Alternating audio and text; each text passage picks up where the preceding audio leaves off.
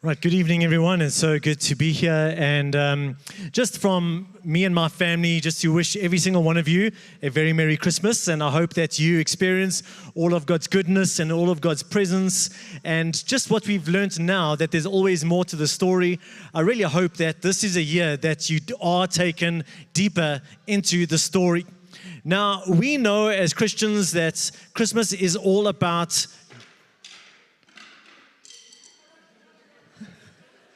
that little drummer boy. Okay.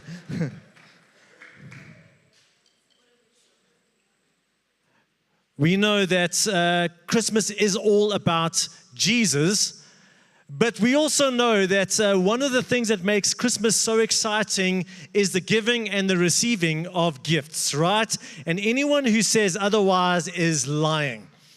All right, but here's the thing. We don't just walk up to each other on Christmas morning and kind of hand over a bag of pajamas, for example. Right? There's great joy taken in wrapping the present and then unwrapping the present. All right, in concealing the gift and taking the time to choose how are we going to conceal the gift. Maybe you choose to put it in a different sized box. So if your husband or your wife picks it up and they look at it and they feel it, maybe shake it around, they're never going to guess what it is. And then you put it in some wrapping paper, and maybe you choose an appropriate wrapping paper and some ribbons, and you take great joy in concealing the gift.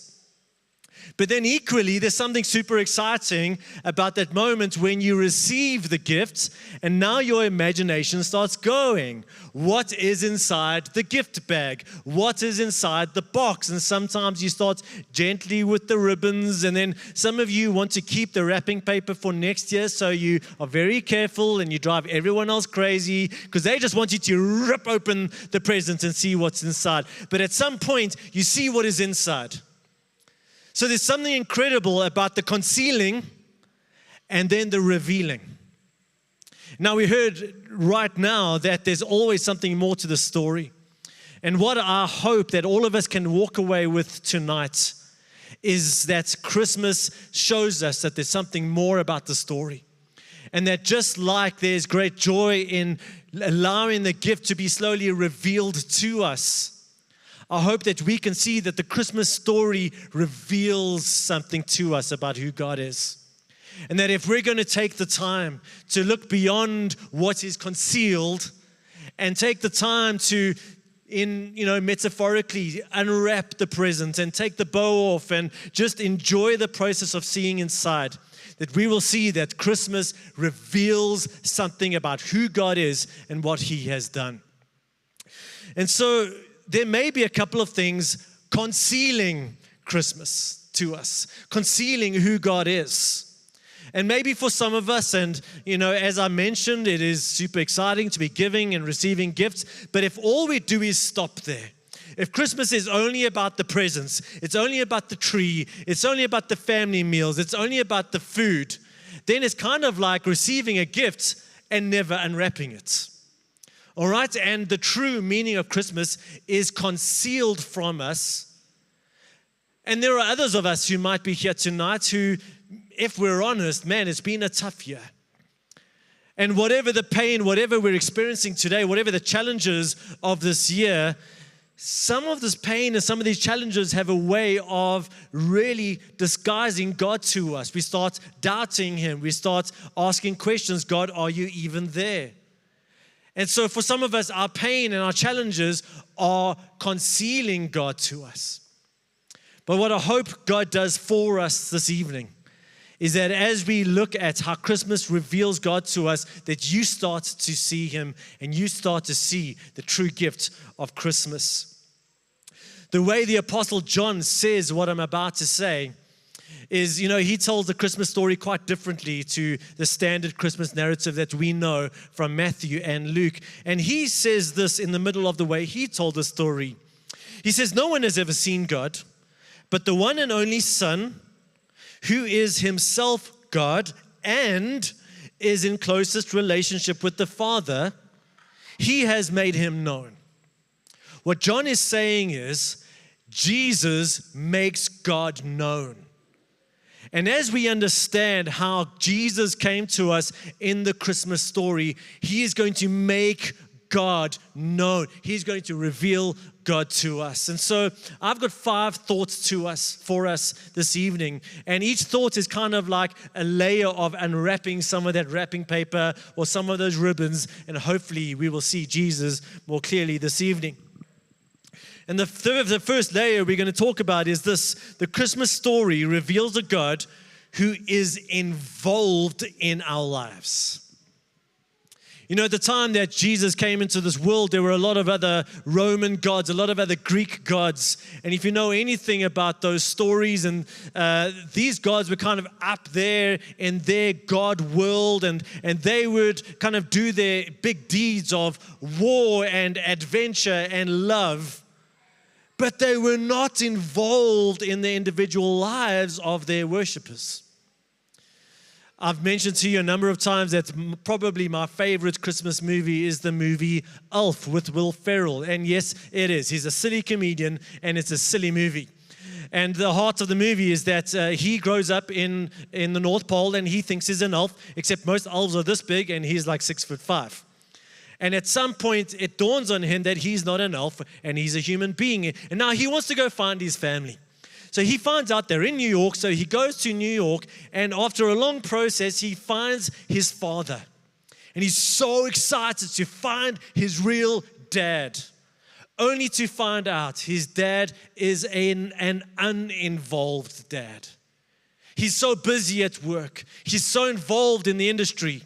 In fact, he's writing Christmas books for kids. And he's so involved in that, but he's not involved in his family. And he doesn't want to be involved with Buddy the elf.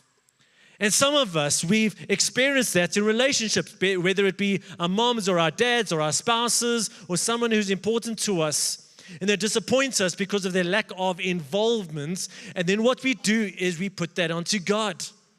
And we think to ourselves, well, God is up there. God is up there and out there doing His thing. But the Christmas story tells us a story of a God who comes down. And one of the things that He's trying to tell us is that this is a God who is involved. This is a God who comes into our world. Unlike Buddy the elf, who's got to go all the way to New York to find his uninvolved dad, God comes to us. And that communicates that our God is a God who is involved. A second layer that we're going to unwrap this evening is this: the Christmas story reveals a God who identifies with us. You know, between the DC universe and the Marvel universe, there's a whole lot of movies and books and comics and series about these superheroes. And one way God could have been among us is He could have come down like a superhero. He could have come down and been amongst us, but He came down in His power, and He came down and everybody sees who He is, and He helps us out and He saves the day. But He still would have been very different to the rest of us. All right, because He's so strong, He's so mighty, He's so powerful, He can't identify with what I'm going through. But the way that God chose to reveal Himself is He chose to come down as a human, fully as a human. The Christian understanding, and it's a mystery and it hurts our minds, is that God is on one hand 100% God, but Jesus is also 100% human being. And He took on human form, right? And I think some of us, even though we know this about the Christmas story, we still have this strange idea of God almost being like a superhero among us. And the way that works itself out in some of our imaginations is, you know, Jesus, even one of the Christmas carols that we sing sometimes in church talks about Jesus who never cried. That is not true. Jesus cried. Jesus kept Mary and Joseph up at night. All right, but no, Jesus was perfect. He never cried. He grew up, right, and He was always perfect, got all the good marks at school. And then when He was an adult and when He was going about His business, He never had to wash His hair. It's just got perfect, blonde, blow-dried hair all the time. If you wanted to know who Jesus was, you just look for the halo, because there's this glowing halo around Jesus, kind of floated a foot above the ground so you would never get dust on his feet. His clothing's always perfectly white. But that's not how God chose to reveal himself to us. He did keep his parents up at night. At some point, his parents were frustrated with his crying. They had to change, and I know this sounds sacrilegious, but this helps us understand the reality of Jesus identifying with us. Mary and Joseph had to change Jesus' nappy. And then he grew up as a teenager, and he grew up as an adult. And going back to some of the things we spoke about last week about God identifying with us in the Christmas story. If we think about Jesus being born into a teenage family and unexpected pregnancy, Jesus knows what it's like when you and I experience shame. And if we think about Jesus needing to leave his home and go to Egypt, Jesus knows what it's like to leave a home. Jesus knows what it's like to go into a land where there is no one you know. Jesus knows what it's like to be a refugee. Jesus knows what it's like to be homeless. Jesus knows what it's like to run from violence. Jesus knows what it's like to have a family lose everything, to escape violence. Jesus knows what it's like to work hard. He was a carpenter. If we look later on in life, Jesus knows what it's like to be betrayed, to be hungry, to be tempted. And then ultimately on the cross, which is what we celebrate at Easter, he took on all the sin and the violence of the world. In other words, God went to every length to identify fully with you. There is nothing you are going through that God in Jesus Christ, because of the Christmas story, cannot identify with. And so Christmas reveals a God who connects with us, who identifies with us. Number 3, and this goes to one of the points on the kids' story earlier, the Christmas story reveals a God who loves us. If this isn't obvious already, the Apostle John, he wrote this in one of his letters to the churches. He says, "This is how God showed his love among us. He sent his one and only Son into the world that we might live through him." God sending his Son into the world was a way of him showing his love among us. God revealing his love, revealing his heart in Jesus Christ. I know that I used this analogy in the last month or two here at Riverside, but it's worth hearing again. And if you haven't heard it before, this is an analogy used by Pastor Gavin Ortland in the United States, describing exactly this. And he tells a story about a king who fell in love with a maiden in the village. And she was a poor maiden, and he fell so deeply in love with her. And so he started to speak to his advisors around him, saying, "How can I win her heart?" And as he started thinking about this, he realized with his advisors that if he had to come into the village and display his wealth and his power, that would cause a couple of problems for him. The first problem would be, who knows, maybe she would fall in love with him, not for him, but because of his wealth and because of his power. And he would never know if she truly fell in love with him for his sake. The other thing that would possibly go wrong if he came into her village with all of his wealth and power is that this might intimidate her and might cause her to never allow herself to fall in love with him. And so after lots of thinking and lots of talking with his advisors, he realized the best thing for him to do to win her heart was to become a poor beggar himself, to move into the town next to this fair maiden, get to know her, allow her to get to know him for who he is, for her to fall in love with him. And that's what God chose to do. This idea of coming in human form, of revealing God to us in this way is an act of love. Yes, he could have come down in power. Yes, he could have overwhelmed us, but he chose to come humbly, to win our hearts. So that if we want to know what does God's love looks like, John says God's love looks like Jesus being sent into the world. A fourth layer as we unwrap the revealing of this Christmas story is that the Christmas story reveals a God, and I'm just stating something I've already said here, a God who is humble. You know, one of the titles for Jesus is the King of Kings. The King of Kings. Even if we understand creation, because Jesus didn't start existing when he was born, the way we understand is that he eternally existed. In fact, the Bible says that all creation was made through him and is held together in him and is for him. And so if we understand the vastness of creation, of this universe, and there's this tiny speck of dust called planet Earth, filled with people that he loves. And so he chose to come to this planet as the King of Kings. Right? It doesn't matter who you think of, who you think is wealthy, who you think is glorious, who you think is powerful. Jesus' glory and Jesus' kingship and Jesus' might and power is infinitely greater than any king or powerful person that you can think of. And yet he chose.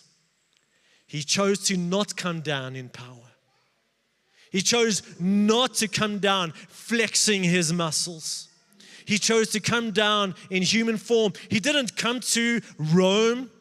He didn't come to show Caesar how great he was and what a wealthier, more powerful king he was than Caesar, even though he was. He didn't go to Jerusalem, which was the kind of the religious epicenter of Judaism, and kind of come to the temple and come in might and power. He came to almost like Bracken Downs in Alberton. All right, so he came to a place we know in the scriptures that where Jesus was born, people had weird accents. That's where Jesus chose to come. He wasn't born to a wealthy family. He was born to two young teenagers who were ashamed and just trying to deal with what was happening in their lives. Jesus he was a blue-collar guy. He had to work. He had to run away and yet to come back, and that's the condition that God chose to come into. God chose to humble himself. That reveals something about who our God is. Philippians 2 verses 8 says, "And being found in appearance as a man, he humbled himself." Now don't let this make you think that this means he's not powerful. Don't let this make you think that he's not king, that he's not majestic. Don't let the humility of God make you think that that's weakness.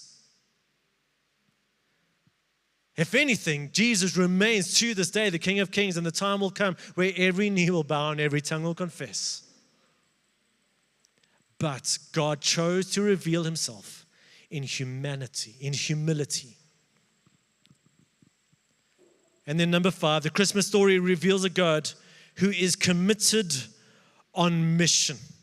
The story of Christmas isn't about a God who is up there looking down at some bored people saying, "Oh wow, these people need something to get jolly about.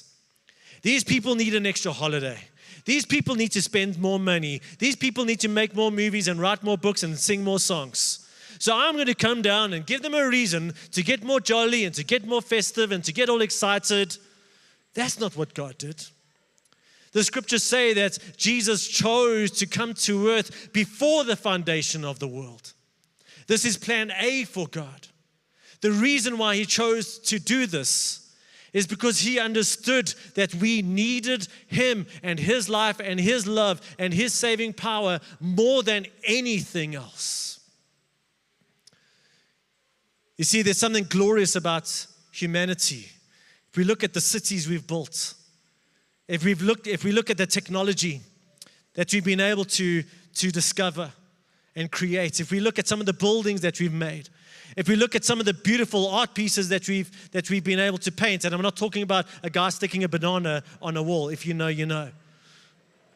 All right, if we look at some of the beautiful music that humans have been able to make, there's a glory about humanity, and yet, despite our glory, despite our greatness, There are many things that humans just somehow cannot manage to sort out about themselves. And that is what the Bible calls sin. The fact that it doesn't matter how good we are and how accomplished we are and how we illustrate the glory that God gave us, somehow we always find ourselves hamstrung by our own weaknesses, our own frailty, and no one has been able to get rid of the virus called sin within us. In fact, some of the greatest people have some of the deepest weaknesses within them. And then, of course, there's this sticky thing called death.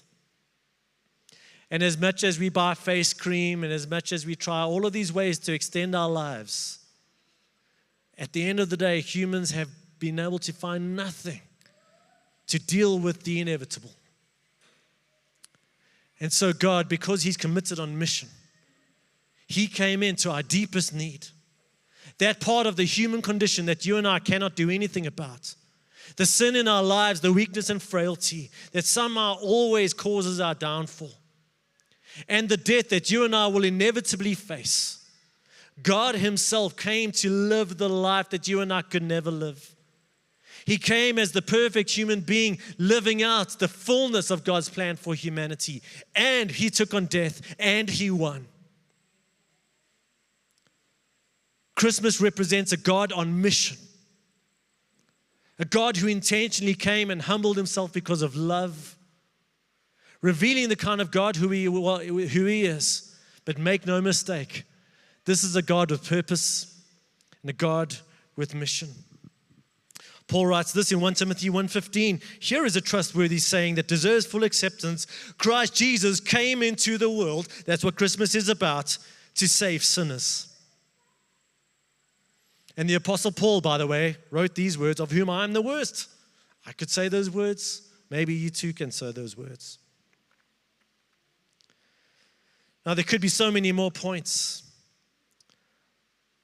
But I'm hoping that you're seeing that as we look at these layers that we've removed, it's revealing who God is.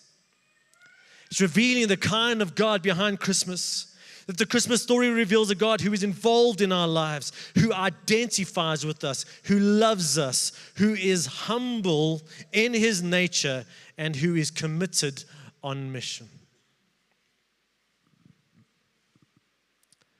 And so as we wrap this up this evening, I just wonder, like these layers that we put on top of a present to in many ways conceal it, I wonder if God has allowed you to see some of the layers concealing Him from you.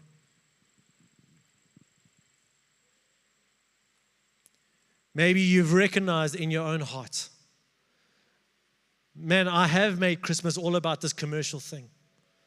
And as much as it's a good thing and it's a great thing to be with friends and family, I've stopped there.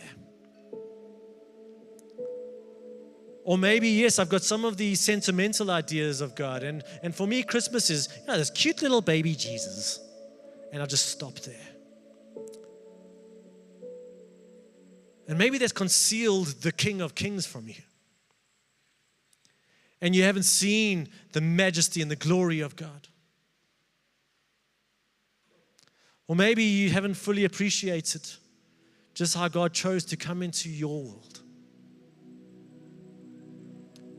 To come into your experiences and your pain and your deepest need. And somehow, right now, God is somehow opening these layers and you're starting to see God in a new light.